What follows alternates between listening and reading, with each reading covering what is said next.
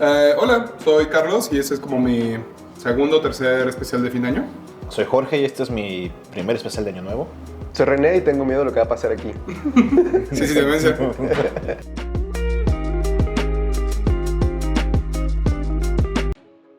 Wow. Jorge, ¿cómo estás? Bien, Carlos, bien, aquí. Aquí andamos. En Casa Violeta. Casa Violeta, sí, ajá, en nuestra casa. En la casa, sí. Tenemos un capítulo especial. Ajá. Pues digo, cambiamos un poco las cosas y a lo mejor va a ser diferente, pero también tenemos el gran gusto de tener un invitado. Es la primera vez. Ajá. Sí, René Morales, un divulgador científico. Y pues no sé, digo, ¿qué más quisieras como platicarnos?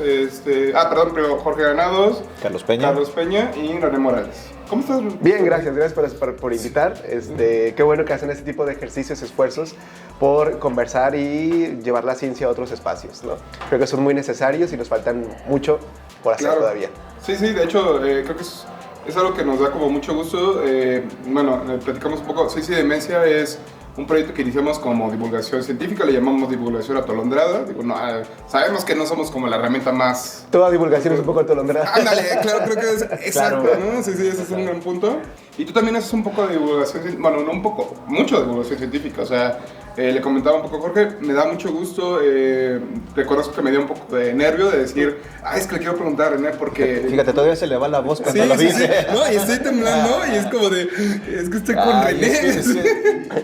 No, y aparte no, qué gusto. O sea, eres el primer invitado, esperemos que Sí. mucho y que seas, pues, posiblemente no recurrente, pero sí frecuente. Gracias. O sea, Claro, ajá. tenemos aquí una cosa de muchos kilómetros de separación, Ajá, sí. pero pues qué gustazo. Pero se puede hacer con la magia de la tecnología. Exacto, Claro, sí, y es claro. lo que buscamos también.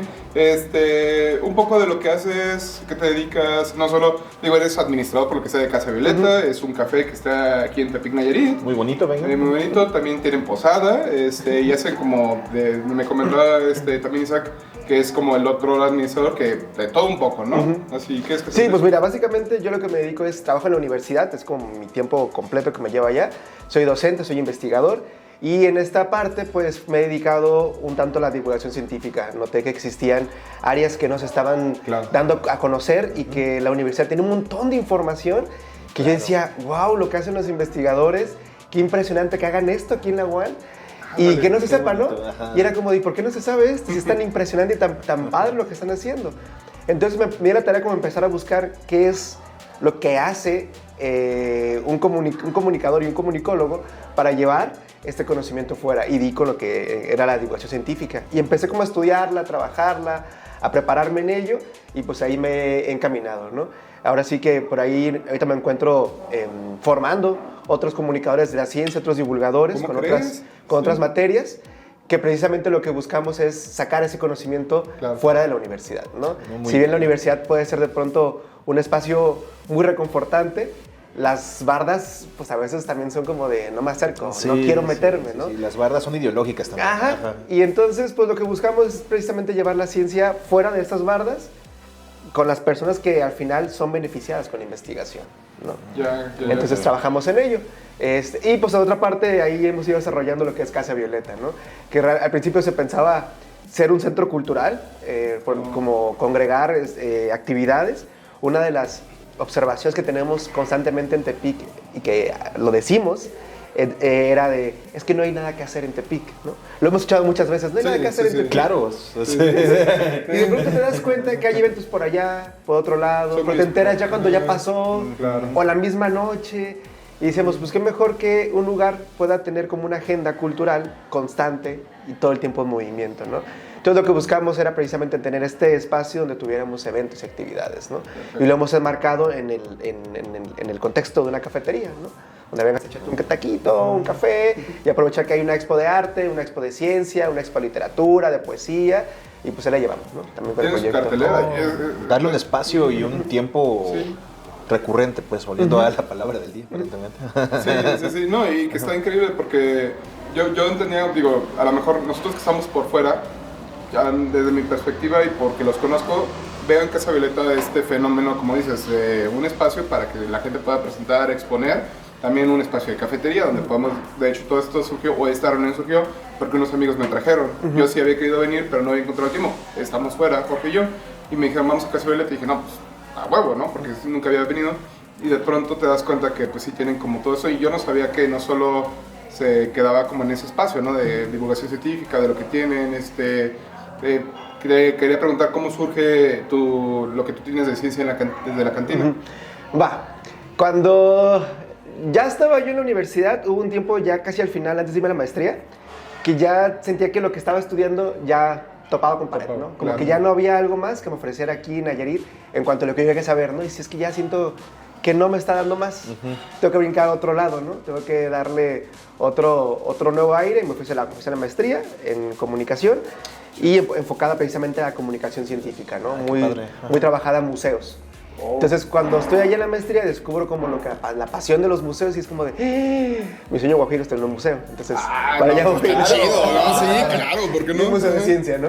Sí, Entonces, regreso del posgrado y me encuentro que hay por ahí esfuerzos aislados en la universidad y fuera de la universidad de investigadores que dicen, es que quiero sacar mi información porque es algo bien interesante, entre ellos Víctor Luja, que es un gran aliado, que trabaja con los jaguares, pero me dice, es que no sé cómo hacerlo.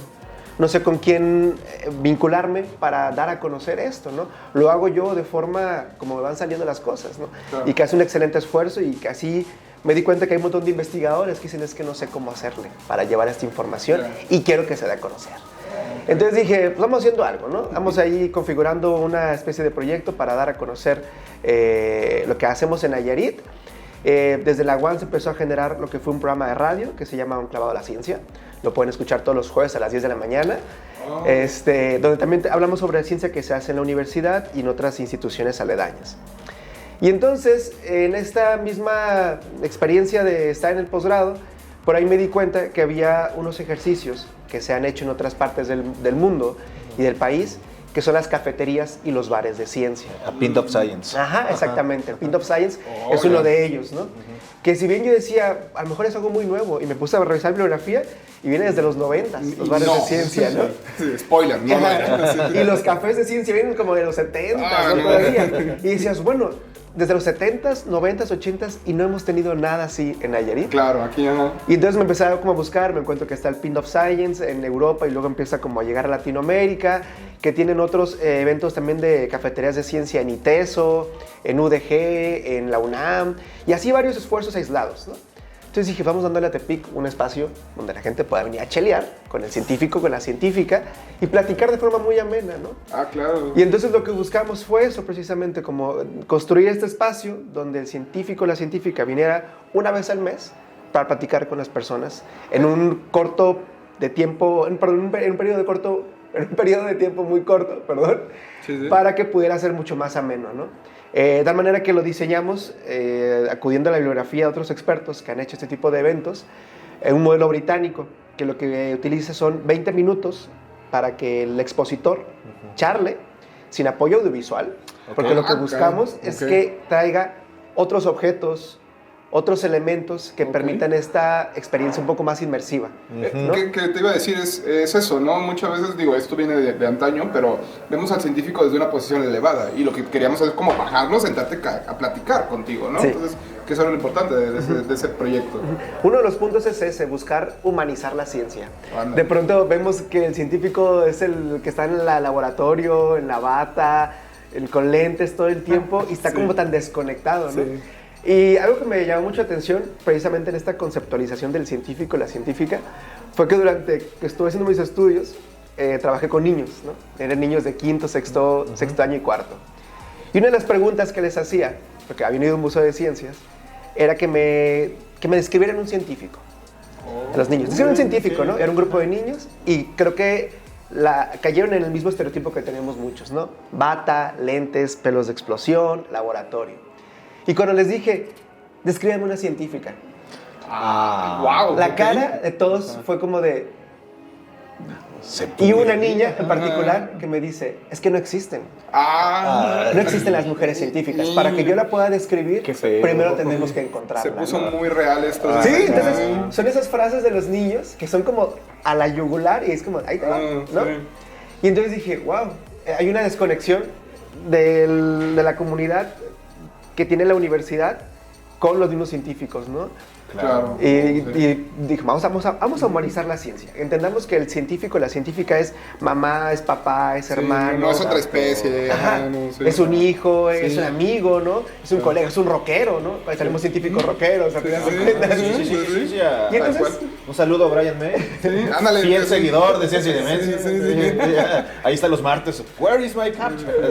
entonces es eso precisamente, ¿no? Buscar entender que el científico puede salir a otros espacios y entonces mezclar estas dos esferas que parecen tan alejadas, Sí. la cantina, el bar, Claro. con la ciencia, ¿no? Entonces llegar al lugar, echarte una chela con el científico mientras platica y luego poder tener esta feedback, esta retroalimentación entre el público que dice, a ver, yo tengo una pregunta sobre esto, ¿no? Claro. Resuélvemela, ¿no? Ándale, que muchas veces eso pasa, y es algo que creo que he platicado con Jorge mucho. Uno no quiere siempre buscar el video en YouTube, la página, Claro. Quieres encontrarte con alguien y decirle, ¿por qué pasa esto? ¿Por qué está pasando eso? Y no, como no tienes el espacio, te da pena, te quedas con la duda, te lo piensas y luego dices, bueno, luego lo busco. Y está muy, muy padre eso. De hecho, hablar un poco también, este proyecto surge por eso, porque teníamos pláticas, nos sentábamos, nos dábamos una chela, lo que sea, y de pronto, por ejemplo, había, no solo, o sea, Jorge tiene un grupo de amigos que están en maestrías, doctorados, y tenemos varios amigos en común que de pronto sí hablan de sus temas o de lo que están investigando, lo que están desarrollando, y le preguntas, y tienes la confianza porque te lo platican en corto. Digo, yo que soy también un comunicólogo que no tiene más posgrados o nada enfocado a la ciencia, lo entiendes y lo cuestionas, ¿no? Y dices, bueno, que es algo que fomentamos mucho en el programa, que es como de, no te quedes con lo que hablamos, pregunta y cuestiona, averigua incluso, ¿no? Entonces sí. Creo que siempre, ahora sí que la gente que está elaborando tesis o que se encuentra, que acaba de terminar, uno de los momentos más ricos de este proceso de elaboración de tesis es la fiesta después de cada seminario o de cada coloquio, ¿no? Sí, súper. Porque es sentarte en el bar a sacar las lágrimas de lo que te costó el avance, Súper, sí. pero también es esta discusión que se entabla al calor de las chelas, ¿no? Al calor de una bebida. Y es como de, wow, por supuesto, lo estoy viendo de esta manera, ¿no? Sí. Y es eso, precisamente. Creo que en los espacios de ocio es donde permites fluir de manera más amena las ideas, la conversación. No, y bueno, ya desde... Igual, ya desde el ámbito ya de la dedicación a la ciencia, pues es donde surgen las ideas, donde surgen las colaboraciones, donde pues surgen los proyectos más interesantes a veces. O sea, cuando comunicas tus ideas, cuando comunicas las cosas, no sé, surgen cosas maravillosas. Pimponear la idea, platicarla incluso, ¿no? Y como dice René, es cuestionar. Y bueno, es un poco de la introducción de quién René, ya nos fuimos de largo, pero también creo que hemos hablado como bastante de qué es divulgación. Claro. Hablábamos un poco con Jorge, me comentabas un poco sobre cuáles son los principios de la divulgación científica. Wow, no lo pongas tan serio. Perdón, sí, de pronto es como de... Recuerdo que yo soy el regreso a... Mira, es que bueno... Sería un punto, lo comentamos en algunos capítulos de que, bueno, la labor de un científico no siempre es divulgar, pero esto no siempre fue así. O sea, en su momento, ya sea por medios escritos o por medio de ponencias de pláticas, pues un científico divulgaba, aunque sea con sus pares, pues sus ideas, sus hallazgos. Y pues lo interesante sería comentar en qué momento se rompió esto y en qué momento comenzó a haber divulgación ahora sí para la sociedad y no solo para la sociedad científica. Comentabas que varios científicos sí publicaban sus obras. Darwin, ¿verdad? Sí. Darwin principalmente, me puse a checar su acervo bibliográfico y escribió muchos libros el señor. Y pues tiene mucho sentido, o sea, ¿quién iba a publicar su obra? Fue tan revolucionaria y tan... Cuestionada, ¿no? De hecho, o sea, muy tan rompedora, pues sí, tan cuestionadora más bien a lo que viene el momento. Ajá. Sí, no, pero también me acuerdo mucho de la historia de que decían que los dibujos que le hacían, ¿no? Y se burlaban y decían, no, y lo ponían en forma de chango porque, ay, ¿cómo este señor iba a decir que nosotros veníamos de, ¿no? Si no, pues, si la virgencita, así, ¿no? Me hizo de una forma. Sí. Exactamente. Discúlpame. Los monos tienen monitos. Ajá, sí, ándale, el niño predictor. Sí, pero sí, o sea... Y yo le comentaba a Carlos hace rato que hace muchos años leí un libro de Darwin. Era uno de... No me acuerdo el título del libro, pero lo que más me gustó es que era un relato epistolar. O sea, venía escrito con cartas y tú decías, ay, Darwin me está escribiendo esta carta, iba por su viaje. Y decía, me está contando esta historia. O sea, me está haciendo partícipe de sus hallazgos, o sea, en vivo, o sea, en tiempo presente y Eso no es... Bueno, sí tiene su parte científica, pero es más una labor divulgativa. O sea, te está haciendo partícipe de su descubrimiento. O sea, quiere conectar con algo para después entregarte la información. Porque creo que hay una diferencia enorme entre la publicación de algo, o sea, de un libro, y una herramienta de divulgación científica, ¿no? O sea, aquí está el tema de que, o sea, no es lo mismo lo que vas a la escuela a aprender, a estudiar, y algo que puedes encontrar como para el público en general, Sí. ¿no? Lo que se busca en la divulgación es precisamente que el público acuda a ella de forma voluntaria. Oh, ok, wow. O sea, que sí. acuda de forma voluntaria y que no sea como de, tenemos que ir al museo todos este día. No, es como yo voy al museo porque hay algo que me llama la atención. Cuando trajeron el mamut, por ejemplo, ¿se acuerdan? Aquí al Museo Regional, la gente fue porque querían conocer el mamut, ¿no? Y entonces es eso lo que busca la divulgación, que las personas se acerquen como si fuese cualquier producto cultural más. Así como vas al cine, como vas a la cafetería, Una obra de teatro. como ves una obra de teatro, como vas a ver a Teo González, a quien tú quieras, lo que busca es eso, ¿no? Que rompamos este esquema de tenemos que ir porque nos van a dar puntos. Sí. No, es como de Ok. tiene que ir porque le gusta, porque le interesa saber algo sobre lo que se va a platicar en ese espacio, ¿no? Claro. O lo que se va a escuchar en el podcast, o lo que se va a ver en el documental, o lo que se va a hacer en ese recinto, ¿no? Es lo que se busca con la divulgación al final. Y sobre esto, justamente, esto que tú hablas como divulgación, bueno, que es la divulgación actualmente, yo sí me gustaría pensar que de las primeras personas que lo comenzó a hacer fue Michael Faraday. Michael Faraday fue un científico pionero en la electricidad y en la química, que su formación científica como tal no fuera muy avanzada. O sea, incluso para la época, el manejo de Faraday era un poco de álgebra básica y trigonometría y hasta ahí. Lo que actualmente alguien que tiene estudios de preparatoria tiene, ¿ok? Que no tanto para un científico esperaría uno.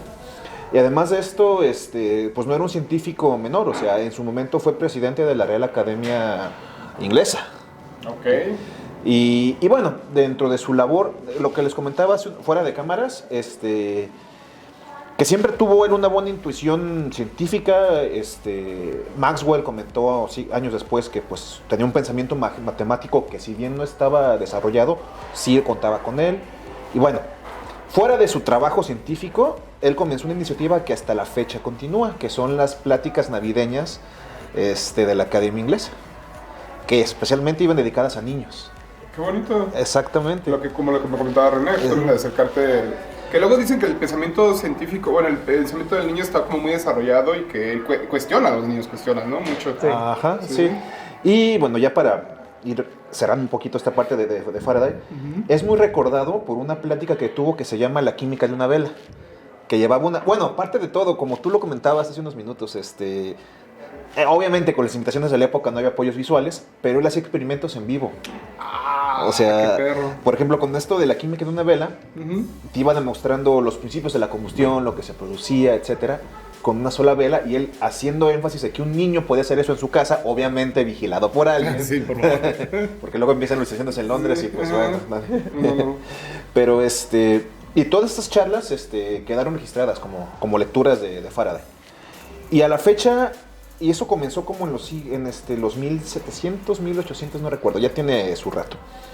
Pero lo inició él, y cada Navidad se ha seguido haciendo a partir de 1900, antes de la primera mitad del siglo XX, comenzaron a emitirse por la BBC. Todavía se transmite. Ajá, y por ejemplo, cosas curiosas, Carl Sagan hizo una de estas pláticas, Richard Dawkins hizo otra de estas pláticas, o sea, es una iniciativa que ha seguido, pues que ha habido continuación con esto. Sí, ahora se le conoce como ciencia reactiva, si no me equivoco, ese tipo de ejercicios. ¿Ah, sí? Sí, hay toda una serie de congresos que Ajá. lo que buscan es precisamente emular el experimento o repetir el experimento. En vivo.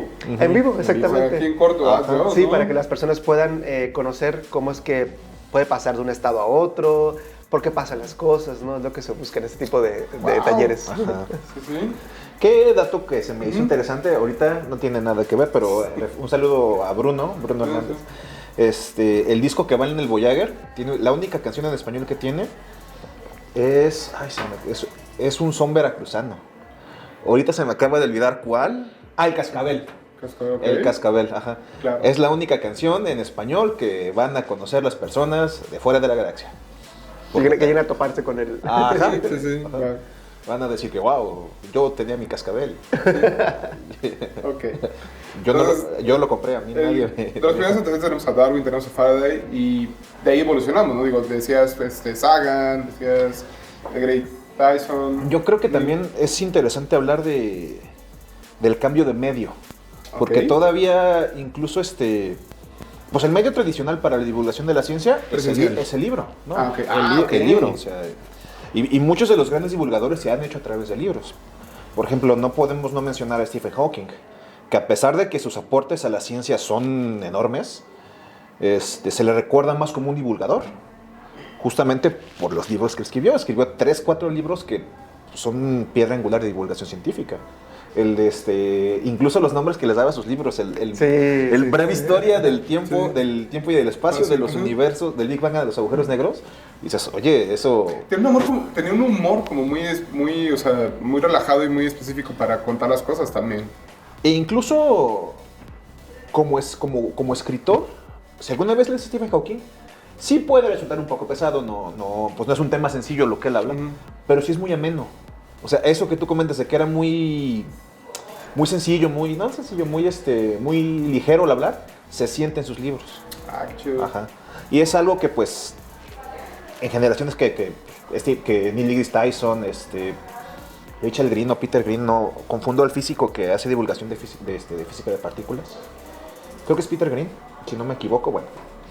Esa ligereza la mantienen ellos. ¿Ok? O sea, y está muy bueno. Pero bueno, volviendo a... pues sí podemos, yo creo que separar cuándo, y hablábamos un poco también de Faraday con esto, cuándo deja de ser el libro el medio de la divulgación. Porque bueno, también otros divulgadores como Sagan, si bien sus libros son muy notables y a la fecha muy leídos, Sagan se hizo famoso por la serie de Por el Cosmos. programa de televisión, Ajá. exactamente. Por la serie de Cosmos. Ok. Neil deGrasse Tyson es famoso por eso. Y por el meme. Sí, claro. Otra herramienta de divulgación. Otra herramienta de divulgación. No me lo puedes cuestionar. Y Richard Dawkins también. Richard Dawkins se hizo famoso por la divulgación y por el meme, porque Sí. él fue el que acuñó el meme. ¿Cuál El meme? que popularizó. El meme, el término meme. Ajá, ¿Qué? Ajá, el término meme es un ¿Qué? término, sí. Sí. Estoy muy impactado en este momento. Richard Dawkins, igual, desde mi ignorancia, decía que los memes son ideas que se replican. Ah. Como los memes, ajá. Sí, sí. Haciendo una analogía de un gen que busca autorreplicarse. En su libro del gen egoísta, mencionaba que justamente un meme es una idea que hace lo mismo. Una idea que cuando se emite se replica. O sea, es como de ese libro. Me lo pueden entender, chavos, más bien si les pongo este meme, así. Sí pasa. Es una ¿Ver el metareferencia. perrito de unos perillos? Así, hagan de cuenta, ¿no? Entonces, sí, así funciona la genealogía. ¿no? Exactamente. O sea, exactamente. Ah, sí. sí. Y bueno, y también justamente de lo que mencionábamos, creo que fuera de cámara, pues igual también podemos hablar de una generación de divulgadores que yo creo, tampoco me consta, que su principal medio ya no es el libro, Sí, claro. ya son los medios audiovisuales. Sí. Bill Nye, Big Man, pues no sé, yo incluso, no mencionamos a otro divulgador moderno que es Michio Kaku. Ok, no sé, Nunca lo leíste vi. Michio Kaku, todos recordamos en las películas de Marvel cuando dice Tony Stark que yo soy un futurista, yo diseño el futuro. Pues Michio Kaku es un futurista. Ok. Ya, no me cuál es. Ya me Ajá, acordé. sí, él trabaja. Yo no sé. De las cosas que yo sí alcancé a ver sus libros y ver programas. Él ha hecho muchos programas también de divulgación, donde habla sobre cosas como la invisibilidad. ¿Qué? Ajá. Con medios tecnológicos. Ok. Nada de pelo de unicornio. Ajá. Óyeme. Posibilidades de obtención de energía a nivel planetario, viaja en el tiempo, viaja en el espacio. No, Michio Kaku es ¿De dónde es? norteamericano. Ok, pero. Pero ya está viejito. Sí, no, ya. Sí, no sé ubicar, porque es muy famoso ¿Sí? su imagen. Sí. No, yo creo que sí, nada más que no por nombre, pero wow. Sí. Y tiene muchos libros también muy buenos. Sí. Muy Ok. buenos, muy buenos. Mencionas ahorita un ejemplo muy radical, Irwin. Dawkins. No, Richard Dawkins. Irwin. Steve Irwin. Steve Irwin, claro. Sí, porque. Ese es un buen punto, Ajá. sí. Cuando hablamos de divulgación científica, bueno, desde esta, digamos, masificada, o sea, cuando uno piensa en, no sé, desde mi punto de vista, cuando uno piensa en divulgación científica, piensa en física, en astrofísica, en química. Y se te olvidan otras ciencias. Ajá. Hasta que recordemos que pues Steve Irwin hacía divulgación de biología. O sea, todos estos esfuerzos para proteger la vida animal y incluso, ay, se me olvidó el nombre, esta científica de los gorilas en la niebla, Jane... La que aparece en Los Simpsons. Sí, la referencia de Los Simpsons, sí. Sí, también hacía divulgación de este tipo. Sí. O sea, y bueno, justamente eso, no debemos de perder de vista que pues otras ciencias también son científicas. Sí. Es que al final, desde que la ciencia se generó, existe esta necesidad por comunicar lo que se está logrando, ¿no? Los avances. Y al generar las instituciones que regulan los esfuerzos científicos y que también regulan el recurso que se va a inyectar a determinadas ciencias, pues la comunicación científica y la divulgación es todavía mucho más importante, ¿no? Claro. Porque es la forma en que vas a generar un consenso en la población de que apoyemos ahora ese tipo de conocimiento, que fue lo que pasó en el COVID, ¿no? Cuando empezó la pandemia del COVID, fue como de, ocupamos de la ciencia, ¿no? Sí. Ocupamos del sector médico, ocupamos de la gente que trabaja con este tipo de disciplinas para poder obtener respuestas, ¿no? De hecho, yo leí un artículo hace días de que durante el COVID, así decía el título, que algo así que durante el COVID los científicos fueron héroes otra vez. Oh, qué bonito, qué bonita forma de decirlo. Sí, exacto. O sea, Y que tiene sentido, o sea, al final es como que la gente se sentó a cuestionar y a decir qué está pasando y si es cierto o no es cierto, o sea, porque creo que previo a la pandemia nos quedábamos con lo que leíamos en redes o los titulares y todo esto, y empezó como a haber tanto este boom de información que dijiste, bueno, a ver, tengo que corroborarla, al menos a mí me pasó, y es como de, no me puedo quedar con que el COVID pasa con esto, o que esto pasa, o que así es, sino que tengo que empezar como para desarrollar un criterio adecuado, tengo que corroborar con 2, 3 fuentes, ¿no? Entonces, si no, pues... no, una cosa. y dar certidumbre. Pues, uno de los cuestionamientos de las vacunas, o sea, es que cómo es posible que esta vacuna se desarrolle en menos de 6 meses. Cierto. Sí, y dices, pero señor, es que este virus ya se conocía y la vacuna se tiene trabajando desde hace años. O sea, lo que se hizo ahorita es apurar el último trámite para que salga. O sea, sí, de hecho, digo, no quisiera abundar en el tema del COVID porque todavía está presente. Sí, ya abundamos demasiado. Pero también René me mencionaba un ejemplo muy interesante sobre la divulgación con Pixar. De hecho, lo decías hace rato, intensamente. Ajá. Sí, creo que al final la propia divulgación ha encontrado diferentes canales y pequeños cachitos de espacio donde inyectarse, ¿no? Y uno que a mí me gusta mucho y lo manejo constantemente de ejemplo es la película Intensamente, ¿no? Esta donde la niña tiene sentimientos y que adentro está furia, está enojo, disgusto. Y hay una parte donde explican en la película cómo es el pensamiento abstracto, que se meten a este túnel y que los muñequitos dicen, ¿qué vamos a comprender ahora? La soledad. Entonces, hacen esta explicación de cómo es que se lleva el pensamiento abstracto para comprender la soledad, o un concepto nuevo, ¿no? Entonces, por ahí se va insertando poco a poco, ¿no? En algunos espacios. Claro que sí. Pues creo que son como muchas herramientas de divulgación y las tenemos como muy perdidas, o a lo mejor... Que también es bonito darte cuenta de que hay herramientas de divulgación que no notamos, ¿no? Que es como de estamos recibiendo información, ciencia y aprendizaje sin darnos cuenta que reciben como con materiales que no es... Parece que no son su principal función, ¿no? Eso es como el punto. Ese es un gran contexto. ¿Les parece, chicos? Lo cerramos aquí. ¿Algo más que quieran comentar para dar seguimiento? Creo que al final la divulgación es sumamente necesaria y... ¿cierto? Es también apasionante, ¿no? Una de las cosas que tiene bien bonita la divulgación es que puedes experimentar con todo. Como son un montón de productos que puedes hacer, entonces puedes probar de todos los productos y decir, no quedo con esto. Con esto me quedo, ¿no? Ok. De hecho... yo solo nada más quiero cerrar que este es el último programa del año. Cierto. Vamos a cerrarlo con divulgación y vamos a iniciar el año con más divulgación. Sí, me encanta eso. Vamos a hacer una segunda parte donde ya nos vamos a meter más directamente a los retos que ha tenido principalmente René, que ha tenido Jorge con temas de divulgación, algo más específico, hablamos de un contexto.